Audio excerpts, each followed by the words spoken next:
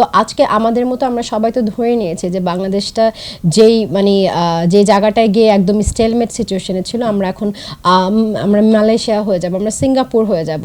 Doctor ইউনূসের যে 3-0 যে ডক্ট্রিনটা, সেটা বাংলাদেশে অ্যাচিভ করা হবে। আমি তো ওগুলো অ্যাচিভ দেখছি না। এখন উনি যখন বলছে যে 0 আনএমপ্লয়মেন্ট, 0 আপনার সে কার্বন, 0 আপনার সে পোর পিপল, তো তাহলে সেই ক্ষেত্রে কি আপনি আমাকে বলেন এই 1000 কোটি টাকা একটা নতুন টাকার নোটের মানে প্রিন্ট করা, 1000 কোটি টাকায় রেফারেন্ডাম, হ্যাঁ, ভোটে প্রচারণায় করা, 1000 কোটি টাকা আপনার পুলিশের ইউনিফর্ম চেঞ্জ করা, তারপরে এগুলো কি মানায়?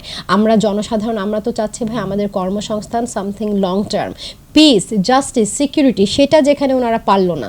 এটা আমাকে সব থেকে দুঃখ দেয়। এখন উনি তো বলে দিয়েছে বাংলাদেশের মানুষ হচ্ছে চোর, বাংলাদেশের মানুষ নাকি আমরা ভালো না। তো তার জন্যই তো আমরা ওনাদের দিকে তাকিয়ে থাকি।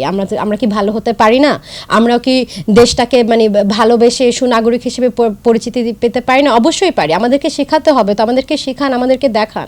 আপনি তো দেখাচ্ছেন না এবং শেখাচ্ছেন না। আর মাত্র আছে 7টা দিন, সেই সময় আপনি এই ধরনের যখন উন্নয়নের কথা বলেন, আসলে মানে আবেগ চলে আসে যে না, আমার ভালো লাগছে না, আমি এই ধরনের উন্নয়ন আমার দেশের প্রতি চাইনি।